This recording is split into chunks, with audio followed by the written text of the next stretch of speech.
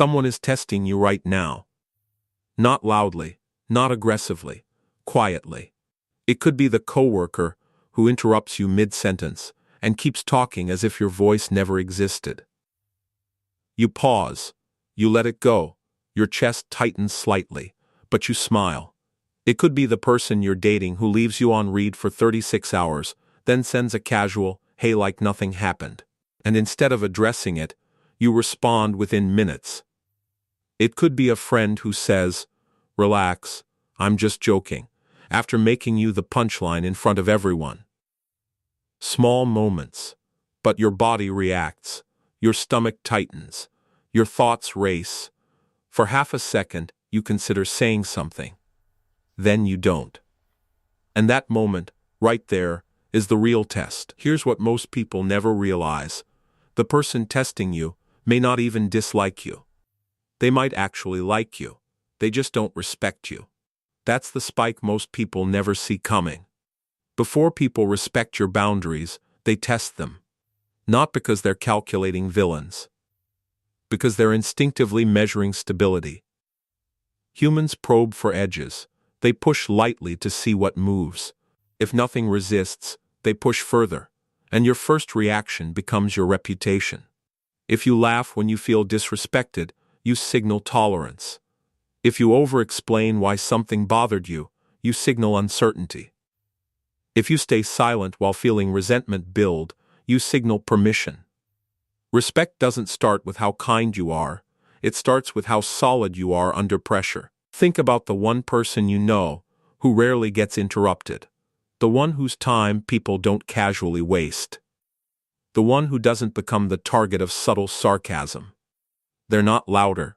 They're not meaner. They're unflinching. When pressure touches them, they don't scramble to smooth it over. They don't rush to prove they're easygoing. There's a psychological weight to them. A quiet friction. And here's the uncomfortable truth. Most people would rather sacrifice self-respect than risk 5 seconds of tension. Because tension feels dangerous. Your heart beats faster. The room goes quiet. You imagine being disliked. So you choose comfort. But comfort is expensive. Every small boundary you don't protect becomes a precedent. And precedents stack. Slowly. Quietly. Until one day you realize people treat your time, your energy, your space as negotiable. The test was never about the joke, or the delay, or the interruption. It was about whether you would move. And the moment people sense that you're afraid to create friction, they start pressing harder. The danger is never the obvious disrespect, it's the subtle one you justify. You're in a meeting, you finally speak up. Halfway through your sentence, someone cuts in, louder, faster. The room shifts toward them. You feel that flash of heat in your chest. For a split second, you think about reclaiming the floor. But you don't. You tell yourself, it's not worth the awkwardness. Next meeting, it happens again. This time, you speak a little less. That's how erosion begins. Or maybe it's personal. They cancel on you last minute. Something came up. No real apology. No reschedule effort. You say, "No worries," even though it bothered you. The next week, same thing. Now you're the flexible one. The understanding one. Translation, the adjustable one. Here's the psychological twist most people miss. Micro-disrespect is rarely about dominance at first. It's about calibration. The other person is unconsciously asking, how much can I shift this person without resistance?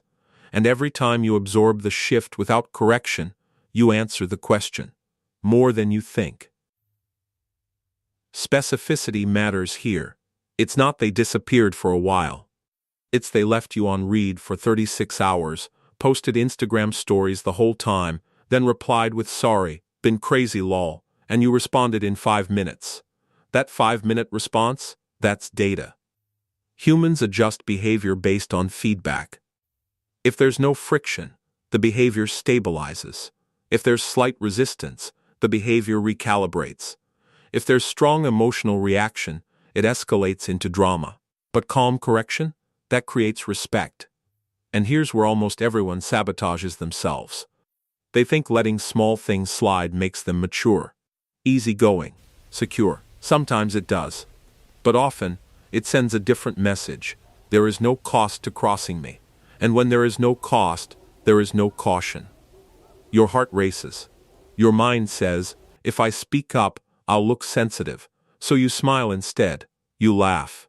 You minimize your own reaction. But resentment doesn't disappear. It compounds. And resentment changes your energy. You become slightly colder, slightly less enthusiastic, slightly more withdrawn. People sense the shift, but they don't connect it to their behavior. Because you never made the line visible. Here's the uncomfortable truth. People respect clarity more than silent tolerance. When you calmly say, finish what you were saying, I wasn't done, you reset the dynamic instantly. No hostility, no speech, just alignment. That tiny moment of resistance signals something powerful. I am not movable for your convenience. And that signal travels fast. Because in every social environment, workplace, dating, friendships, there's an unspoken hierarchy. Not of status, of stability. The person who cannot be casually shifted rises. The person who avoids friction slowly disappears. The question isn't whether people will test you. They will. The question is whether your response teaches them to stop. There's a structure operating underneath all of this. A silent system most people never see, and because they don't see it, they keep losing the same power struggle in different forms. Every boundary test runs on 3 variables: perceived value, emotional stability, and consequence. First, perceived value. If someone senses that you need their approval, attention, or validation, the balance tilts. Not dramatically, subtly. If they feel you're afraid to lose them, your limits start to look flexible, and flexible limits invite pressure. Second, emotional stability. The moment you overreact, over-explain, or visibly spiral, you reveal volatility. Volatility signals that you can be moved, and if you can be moved, you can be shaped. Third, consequence. Not punishment, not revenge, outcome. If crossing your line changes nothing, no shift in tone, no reduction in access, no behavioral adjustment, then your boundary has no structural weight. Now here's where almost everyone destroys their own authority without realizing it. They wait. They tolerate. They build quiet resentment. And then, when they finally speak, they explode. The calm person suddenly becomes sharp, defensive, emotional. And in that moment, the other person doesn't see strength, they see accumulated frustration. That's not authority, that's leakage. True boundary strength is calm from the beginning. Imagine this scenario. Your boss emails you at 10:47 p.m. with "need this tonight." Your pulse jumps. You feel the pressure. You don't want to look uncommitted, so you respond instantly. You just trained them. Now imagine a different response. You see the message. You don't panic. You reply at 8:30 a.m. the next morning. Got it. I'll handle this today. No speech about work-life balance. No emotional protest. Just a shift in standard. That's friction. And friction forces recalibration. Here's the spike most people miss. When you respond calmly instead of urgently, the other person feels the instability, not you. They expected compliance. They encountered certainty. Or take this, someone interrupts you mid-sentence again. Instead of stopping, you continue speaking at the same volume. You don't raise your voice. You don't acknowledge the interruption. You simply don't yield. The room adjusts. Because stability commands attention. At this point, most people make a critical mistake. They believe boundaries must be declared loudly to be respected, but loud declarations often signal doubt underneath. Certainty doesn't argue. Certainty doesn't over-justify. Certainty behaves. Boundaries are not speeches. They are patterns repeated under pressure. When your patterns reflect emotional control and consistent consequences, the system shifts. Your perceived value rises. Your stability becomes visible. and your limits gain weight, that's when the tests start to slow. Not because people suddenly became kinder, but because the structure stopped favoring them. This is the point where most people lose, not in the big confrontation, in the 2 seconds of silence that follow discomfort. Someone makes a subtle jab at you in front of others. Relax, you're always so serious. The room laughs lightly. All eyes flick to you. Your heart rate spikes. You feel the pressure to respond, fast, to prove you're cool, to prove you're not affected. And this is where almost everyone destroys their authority. They laugh too. They say, "Yeah, I guess I am," even though it irritated them. They rush to protect the mood instead of protecting their position. But imagine something different. You look at them. Calmly, not aggressively, just steadily. You let the silence stretch 1 beat longer than comfortable. No smile, no defense, just stillness. Watch what happens. They start explaining themselves. "I'm just kidding." Or they soften. Or they shift topics. Because silence creates psychological pressure. It removes the script. It forces them to confront what they just did. Here's the uncomfortable truth. Most people cannot tolerate tension, and manipulators rely on that. In toxic dynamics, the pattern is predictable. They provoke. You react. They escalate. You defend. They withdraw. You chase. Emotional chaos becomes the rhythm. But when you remove the reaction, the rhythm breaks. They provoke. You stay neutral. They push. You respond once. They withdraw. You don't pursue. Suddenly, they're the unstable one. That's the spike. Control is not about overpowering someone. It's about controlling access to your emotional energy. When someone realizes they cannot easily trigger you, something shifts in their nervous system. You become harder to read, harder to steer. And unpredictability generates respect. Not fear. Respect. But here's the trap. Silence must be controlled, not passive. Passive silence feels weak. Strategic silence feels intentional. The difference is in your body language, your eye contact, your pace. You are not shrinking. You are choosing not to engage. At this point, many people panic internally. Their thoughts race. Am I being rude? Are they mad? Did I make it awkward? That anxiety is what used to drive your over-explaining. Now you let it exist. You feel the discomfort. And you don't move. That is power. Because the strongest person in the room is not the loudest one. It's the one who can sit in tension without scrambling to escape it. Once people realize you won't rush to smooth things over, they become more careful. And that hesitation?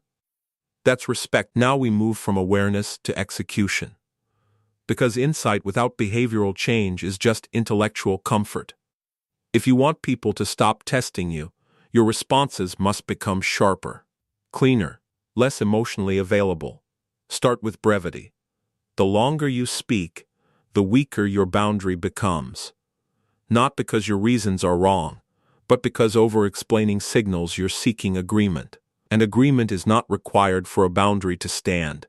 Someone asks you to stay late again. You've already done it 3 times this month. Your instinct says, "I can't tonight, I've just been really overwhelmed," and stop. Instead, "I can't stay tonight." Silence. Your heart might race. You might feel exposed. But notice what just happened. You place the weight back on them. Now they must respond to your certainty. Here's the spike.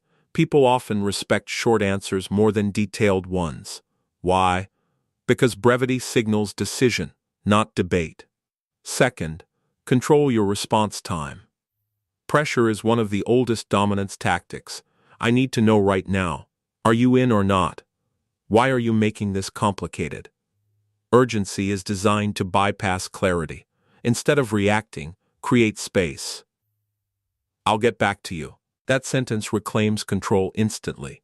The person pushing you feels the shift. You are no longer operating on their clock, and the person who controls timing controls the frame. Third, attach quiet consequences. This is where most people fail. They set verbal boundaries, but never adjust behavior. If someone repeatedly cancels plans last minute, stop prioritizing them. If someone constantly interrupts you, calmly continue speaking without yielding. If someone disrespects your time, reduce access. No speeches, no dramatic exits, just adjustment. Here's the uncomfortable truth. People don't respond to what you say nearly as much as they respond to what changes. When access changes, behavior changes. Now let's go deeper. Stop over-disclosing. Not everyone deserves access to your inner world. Oversharing can feel like vulnerability, but in unstable dynamics it becomes leverage. When someone knows exactly what triggers you, exactly what you fear losing, exactly what you crave, they can shape their behavior around it. Mystery isn't manipulation, it's protection. You can be warm without being transparent. You can be kind without being fully readable. And here's the key pattern interrupt. The strongest presence in any room is often the least reactive and the least explainable. When you don't scramble to justify yourself, when you don't rush to defend your decisions, when you don't panic under subtle pressure, people recalibrate. Because stability is rare. And rare things carry value. Once your behavior consistently reflects internal certainty, the dynamic reorganizes. Not overnight, but steadily. And when it does, you'll notice something subtle. People start choosing their words more carefully around you. That's not intimidation. That's earned respect. There comes a moment when this stops being a tactic and becomes who you are. At first, setting boundaries feels mechanical. You rehearse the sentence in your head. You feel your pulse in your throat. You question whether you sounded too cold. But over time, something stabilizes. You stop fearing the loss. And that's when the testing begins to fade. Because here's the truth most people never confront. People test hardest when they sense you're afraid to walk away. Fear leaks through micro behaviors, through over-accommodation, through delayed corrections, through the subtle eagerness in your tone. When you are afraid to lose someone, you become adjustable. But when you genuinely accept that anyone who cannot respect your space can lose access to it, your energy changes. You don't announce it. You don't threaten it. You simply embody it. And embodiment is louder than words. You walk into rooms differently. Not louder, not aggressive, just settled. If someone interrupts you, you calmly continue. If someone disrespects you, you address it once. If someone repeatedly crosses a line, you reduce access without theatrics. No chasing, no over-explaining, no emotional bargaining. That internal shift is the real power move. Because now you're no longer trying to control others, you're controlling yourself. Your tone, your timing, your access. And that self-mastery creates something rare in social environments, predictable strength. Here's the spike most people don't expect. Once you stop overextending for validation, you actually become more attractive, more respected, more listened to. Why? Because stability feels safe, and scarcity of reaction feels valuable. You are no longer the person who absorbs tension to protect harmony. You are the person who can hold tension without collapsing. That's dominance without aggression. That's authority without force. And once you feel it, once you experience what it's like to say no without guilt, to pause without panic, to sit in silence without scrambling, you won't go back. The world doesn't stop testing people. It stops testing the ones who don't move.